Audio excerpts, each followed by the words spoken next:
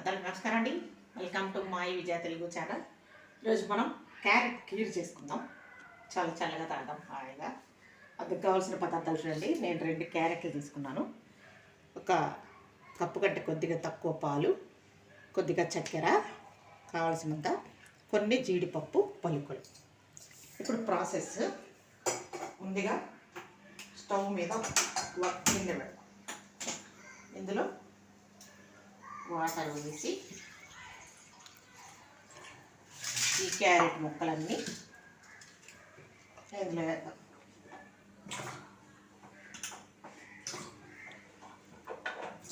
ఉడికిద్దాం. అలాగే జీడిపప్పులు కూడా ఇందులోనే వేసి ఉడికించారు కొద్దిసేపు. ఇప్పుడు పక్కన స్టవ్ ఆన్ చేసుకొని మిల్క్ని వేడి చేసి ఈ క్యారెట్ని జీడిపప్పుని మనం మిక్సీ జార్లో వేసుకొని బ్లెండ్ చేసుకుందాం.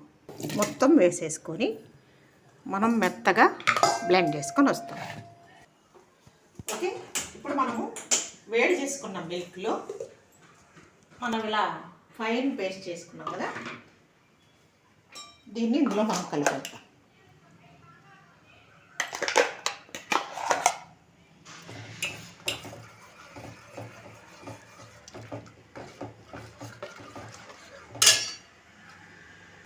ఓకే, ఇలా మనం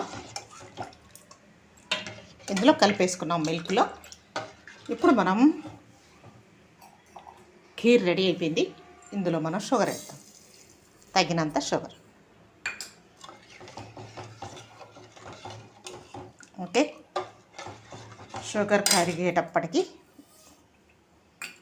మన వేడి వేడి ఖీర్ రెడీ అయింది. ఇందులో కుంకుమ వేసుకోవచ్చు, లేదంటే కండెన్స్డ్ మిల్క్ వేసుకోవచ్చు. అలాగే ఇది పైన డ్రై ఫ్రూట్స్ అన్నీ వేసుకోవచ్చు. మనకి ఎలా కావాలంటే అలా తాగొచ్చు. చూడండి కలర్ ఎలా ఉందో చూద్దురండి. మన ఖీర్ సూపర్గా ఉంది. చాలా బాగా క్యారెట్ ఖీర్ రెడీ అయిపోయింది. ఇప్పుడు మనం సర్వ్ చేసుకుందాం. టేస్ట్ చూసి ఎలా ఉందో తెలుసుకుందాం. Very very tasty milk ready, kheer carrot kheer ready. ఇది మనం తాగేస్తాం. పదండి. అయితే ఇది ఒకటి మా పాపకి, ఒకటి నాకు. కానీ ఖీర్ కొంచెం చల్లబడిన తర్వాత తాగితే బాగుంటుంది. ఇప్పుడు మీకు టేస్ట్ ఎలా ఉంది చెప్పడానికి నేను కొంచెం టేస్ట్ చేస్తున్నాను. అబ్బా, టేస్ట్ అదిరిపోతుంది. అలాగే బాగా కాలుతూ వదులుతుంది. సూపర్ ఉందండి నిజంగా. జీడిపప్పు వేసినందువల్ల మనము మిక్సీకి మెత్తగా పేస్ట్ వేసినందువల్ల టేస్ట్ చాలా సూపర్గా ఉంది. మీరు కూడా అలాగే చేసుకోండి, తాగండి.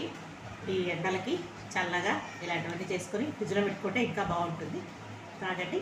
నా విజయ తెలుగు ఛానల్ మాత్రం షేర్ చేయడం, లైక్ చేయడం మర్చిపోకండి. నమస్కారం.